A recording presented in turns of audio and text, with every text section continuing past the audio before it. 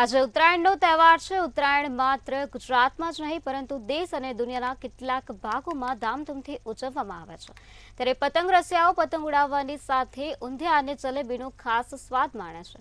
વહેલી સવારથી જ ઊંધિયાનું વેચાણ શરૂ થઈ ગયું છે। મોટી સંખ્યામાં લોકો ઊંધિયાની ખરીદી કરી રહ્યા છે।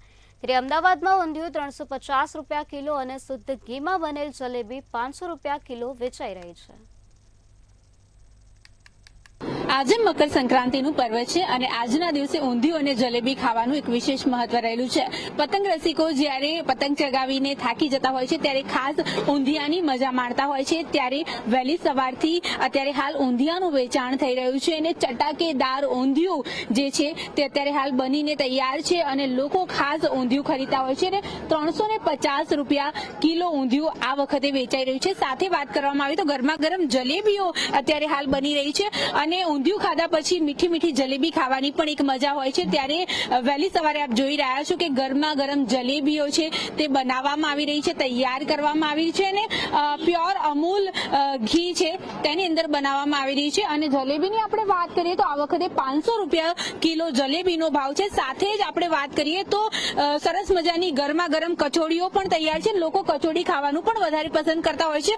ઉત્તરાયણ એક એવું પર્વ છે જ્યારે લોકો જે છે તે ખાસ ઊંધિયું અને જલેબી ખાતા હોય છે। ત્યારે વહેલી સવારે આપ જોઈ રહ્યા છો કે લોકો ખાસ ખરીદી કરવા માટે આવ્યા છે અને ઊંધિયું અને જલેબી ખાસ ખરીદી રહ્યા છે। સાથે આપણે વાત કરીએ તો ફાફડા પણ લોકો વધારે પસંદ કરતા હોય છે, જે ઓથેન્ટિક ગુજરાતી ફૂડ કહેવાય છે તે લોકો ખાસ ખરીદતા હોય છે।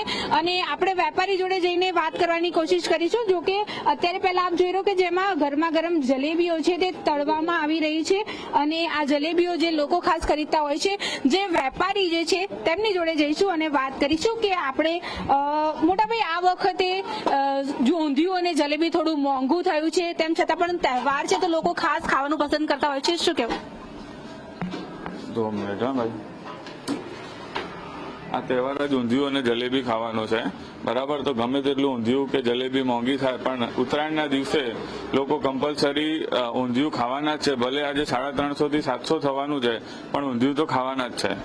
સાથે વાત કરવામાં આવે તો ઊંધિયું અને જલેબી સિવાય બીજી કઈ કઈ વસ્તુની લોકો ડિમાન્ડ કરે છે? લીલવાની કચોરીની ડિમાન્ડ કરે છે અને અલગ અલગ નાસ્તા ફરસાણ જેવી રીતે ખમણ છે, નાયલોન ખમણ છે, પાતરા છે, ફાફડા, જલેબી એની ડિમાન્ડ કરે છે। ઊંધિયું 350 રૂપિયા કિલો છે અને જલેબી 500 રૂપિયા, તો થોડો ભાવ મોંઘો પણ લાગે છે। ગયા વર્ષ કરતા આ વર્ષે કેટલો ફેરફાર? ગયા વર્ષે બી સેમ જ ભાવ હતો ઊંધિયામાં, 350 રૂપિયા જ હતો અને જલેબી તો પ્યોર અમૂલ ઘીમાં બનાવે છે એટલે ઓબ્વિયસલી એનો ભાવ હોય જ છે।